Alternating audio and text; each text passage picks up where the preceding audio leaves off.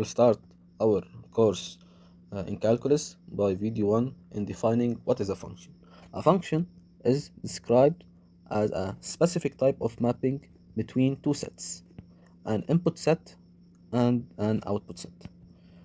The input set is called the domain of the function, and the output set is called the range of the function.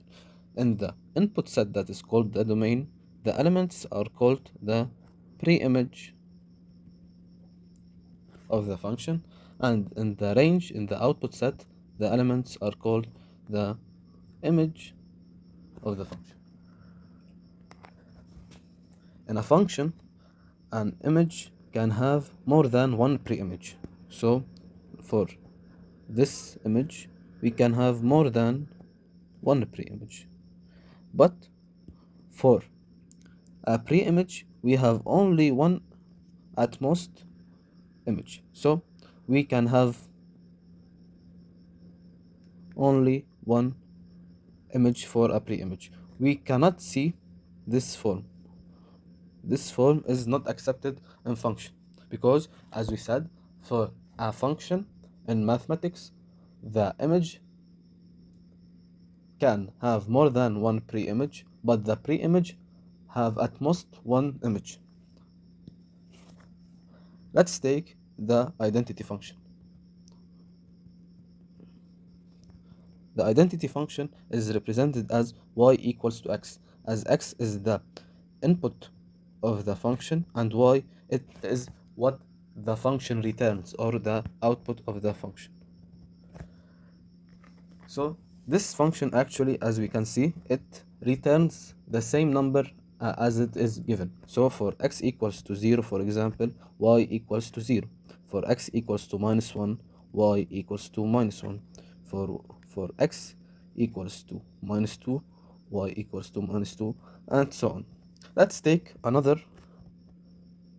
function. Let's take the function of y equals to 2x.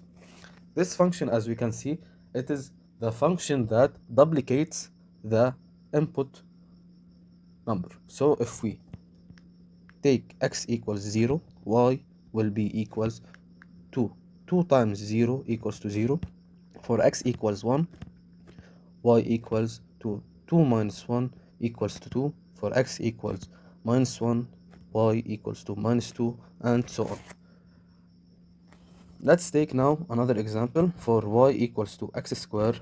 This function, as we can see, it is the function responsible for squaring the given number. So when we give a number that is x, the function that is equals to y equals to x squared is responsible for multiplying the input number by itself and returning the image or the output number. So take for x equals to 0, y will be equal to 0 to the power 2 equals to 0.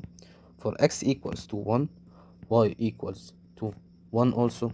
For x equals to minus 1, y also equals to 1. As we can see that the image that is y equals to 1 has in this function two pre-images that are x equals to 1 and x equals to minus 1. A coordinate system of xy axis.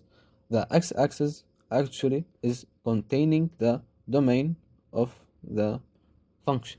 So the input values are written on the x-axis. Before the origin 0, the numbers are negative, and after the origin on the right hand side, the values are positive.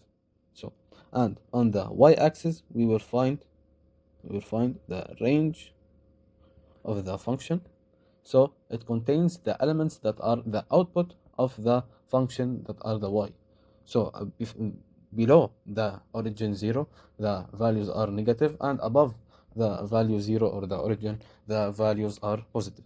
Let's take now the identity function and see how we draw that function. For y equals to x, we see that x equals to 0, y then equals to 0. For an input of x equals to minus 1, y equals to minus 1. For x equals to 1, y equals to 1, and so on. So if we return to the graph, for x equals to 0, y also equals to 0, then the origin is the first point on the graph.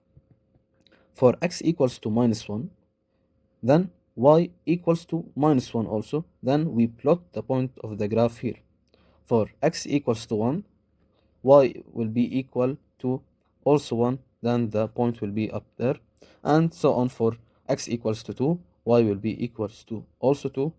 For 3, y will be equals to 3. For x equals to -2, y will be equals to -2, and so on, until we can draw this clear straight line.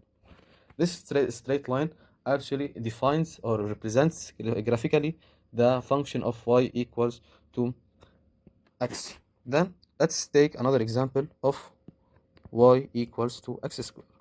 We see that for x equals to 0, y equals to 0. For x equals to plus or minus 1, y equals to 1.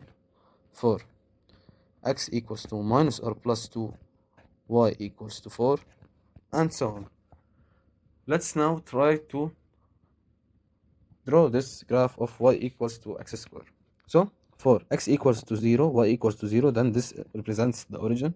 For x equals to -1, y equals to 1, then this is the point there that represents. For x equals to -1, y equals to 1.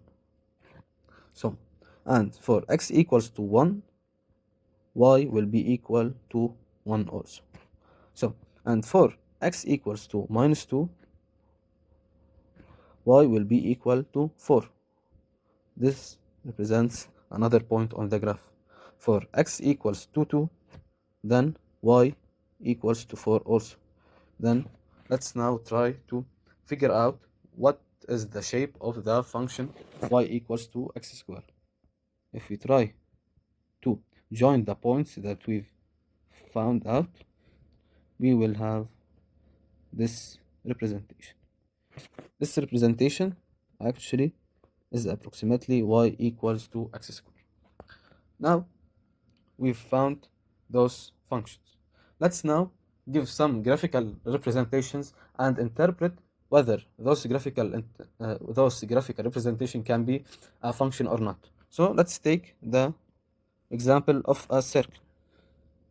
Take this circle.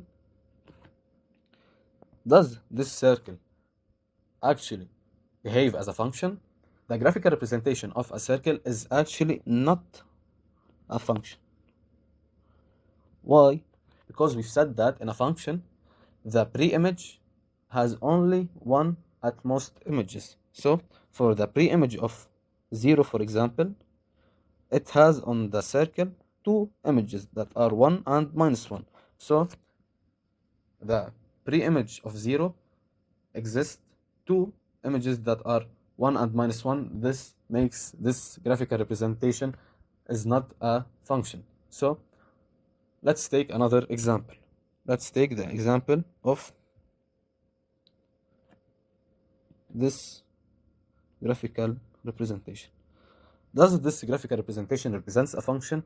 Actually, yes, it can represent a function because for all the pre-images on the x-axis, they applies at most one image on the y-axis. So this makes this graphical representation may be a function.